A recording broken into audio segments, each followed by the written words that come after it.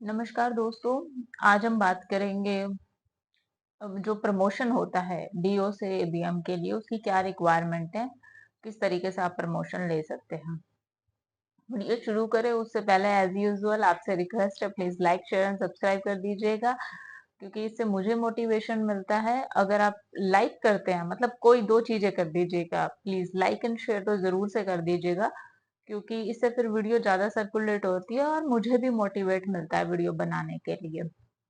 तो चलिए अब शुरू करते हैं। देखिए, सबसे पहली बात तो ये है, एक मैं जनरल पहले बात बता देती हूँ, फिर हम एबीएम पे आएंगे। देखिए, आपके लिए ऑप्शंस कौन कौन से खुल जाते हैं। आपको एक ब्रीफ इंट्रोडक्शन पता है कि एक बार जब आप एज ए पीडीओ से डेवलप कंफर्म होकर कंफर्म डेवलपमेंट ऑफिसर बन जाते हैं, तो मिनिमम 3 इयर्स तक आपका टर्मिनेशन नहीं होता। मतलब कुछ एक्सट्रीम केसेस में, पर कम से कम कॉस्ट रेशियो और उसके बाद नहीं होता, क्योंकि 3 साल की आपको एवरेज कॉस्ट रेशियो चाहिए होती है। सेकंड चीज ये है कि आप आरआरबी में भी जा सकते हैं। मैंने सर का इंटरव्यू लिया था, उसका लिंक मैं यहाँ कहीं लगा दूंगी आई बटन में, तो आप वो भी देख सकते हो। उसमें आपका प्रोबेशन भी काउंट होता है, ठीक है। और भी प्राइवेट सेक्टर्स के तो बहुत सारे ऑप्शंस हैं। मैं अपने ग्रुप में एक डिस्कशन पढ़ रही थी, तो उसमें कहीं लिखा हुआ था कि आपको 20 साल तक, नेक्स्ट 20 इयर्स तक आपको यहाँ पे रहना है।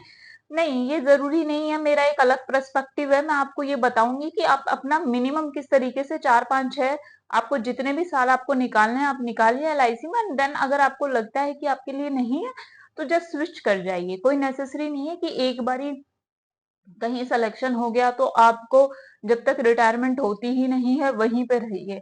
बी स्मार्ट, थोड़ा सा अपने आप को और अपने अपने आप को स्किल अप कीजिए और एक्सप्लोर कीजिए। बहुत सारे बेटर ऑप्शंस आपके लिए वेट कर रहे हैं। अब आते हैं हमारे एबीएम वाले चैप्टर पे कि किस तरीके से एबीएम में आपका सिलेक्शन होगा या क्या कॉस्ट रेशियो मेंटेन करनी पड़ती है। देखिए, कॉस्ट रेशियो दो केसेस हैं जिनके मतलब कंडीशंस दो हैं जिनके बेसिस पर आप एज ए एबीएम अपना प्रमोशन ले सकते हैं। दोनों ही कंडीशंस में आपकी जो कॉस्ट रेशियो है वो बिलो 19% रहनी चाहिए। ये एक प्री रिक्विजाइट कंडीशन है आपकी। अब पहला जो मैं आपको बता रही हूँ, थोड़ा सा मैंने पेपर पे लिख लिया सो दैट मेरे से कोई मिस्टेक नहीं हो। पहला ये है कि जो 3 साल है ना, आप 3 साल में ले सकते हैं। जो पहली कंडीशन है उसके अकॉर्डिंग आप 3 साल में प्रमोशन ले सकते हैं। कंडीशन क्या है कि आपकी जो लाइव्स है वो 500 होनी चाहिए हर साल। हर साल आपकी लाइफ जो है ना वो 500 होनी चाहिए। अच्छा, इसमें भी कोटा मिला हुआ है। जनरल वालों के लिए 500 है, एसटी एससी जो हैं उनके लिए ये 450 है। तो ये एक क्राइटेरिया हो गया। अगर आप इस क्राइटेरिया को पूरा करते हैं, लैप्सेशन इसमें जितनी मैंने मतलब जानकारी लेनी चाहिए, लैप्सेशन का एज सच बहुत ज्यादा रोल इसमें है नहीं आपके। बट ऐसा नहीं है कि आप मोस्टली फेक पॉलिसीज लगा दे और फिर उसको करें। अच्छा, यहाँ पे पॉलिसीज की बात नहीं करी है, यहाँ पे 500 लाइव्स की बात की है, तो ये चीज का आप ध्यान रखिएगा।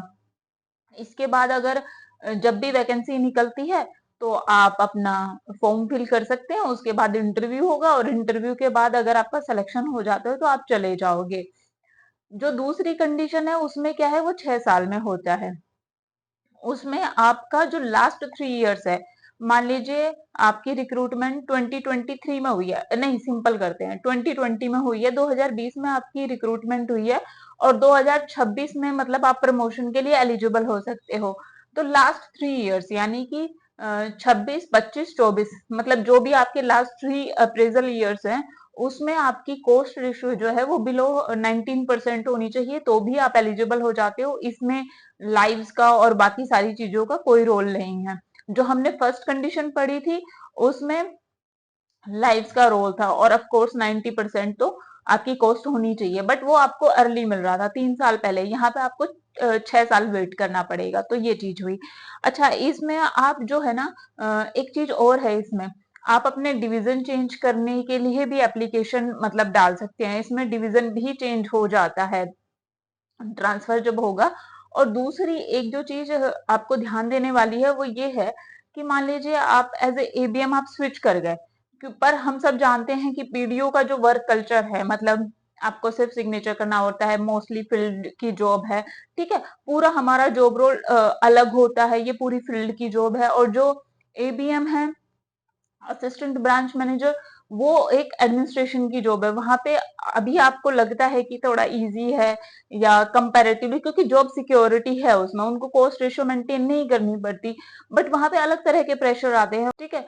तो अगर आपको ये लगे आपने ट्रांसफर लिया, आपका प्रमोशन हो गया, सॉरी ट्रांसफर नहीं, आपने प्रमोशन लिया एबीएम और आपका हो गया, बट जस्ट इन केस आपको लगता है कि यहाँ पे आपसे काम नहीं हो रहा, या ये जो आपसे सूट नहीं कर रहा ये आपको, तो आपको 1 साल का समय दिया जाता है। अगर आप चाहें तो वापस अपने डीओ की पोस्ट पे आप वापस आ सकते हैं।